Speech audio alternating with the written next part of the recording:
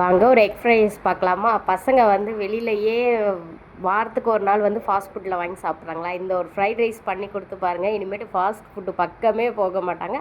அதுக்கு வந்து பார்த்திங்கன்னா, ஒரு கடாயில் வந்து எண்ணெய் ஊற்றிட்டு வெங்காயத்தை நல்லா நீல வாக்கில் கட் பண்ணி நல்லா வதக்கிடுங்க. வதக்கிட்டதுக்கப்புறம் என்ன பண்ணணுன்னா, ஒரு கேரட்டு, 2 பீன்ஸு. கேரட்டு நீங்கள் வெஜிடபிள்ஸ் அதிகமாக போடுறதுன்னா அதிகமாக கூட எடுத்துக்கலாம். நான் என்னென்ன வெஜிடபிள்ஸ் ஆட் பண்ணியிருக்கேன்னா, கேரட்டு, பீன்ஸு, கோஸு. உங்கள்கிட்ட குடமிளகா இருந்தால் குடமிளகா கூட சேர்த்துக்கலாம். என்கிட்ட இல்லை, நான் அதனால் சேர்க்கல.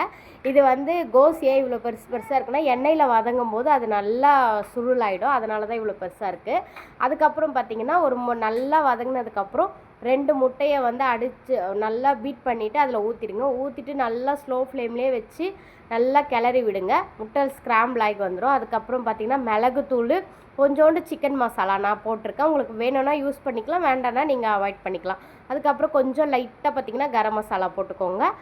அதை போட்டுட்டு நல்லா வதக்கி விடுங்க. வதக்கி விட்டு உப்பு போட்டுட்டு அதுக்கப்புறம் கொஞ்சம் சோயா சாஸு, கொஞ்சோண்டு பார்த்திங்கன்னா டொமேட்டோ சாஸு அதை போட்டுட்டு நல்லா வதக்கி விட்டுருங்க. நான் வந்து இதுக்கு பார்த்திங்கன்னா பாஸ்மதி ரைஸ் எடுத்திருக்கேன். பாஸ்மதி ரைஸ் வந்து அந்த 2 கரண்டி போட்டு நல்லா கிளறி விட்டுருங்க. சூப்பராக டேஸ்ட்டாக இருக்கும். எக் ஃப்ரைட் ரைஸ் பண்ணி பாருங்கள்.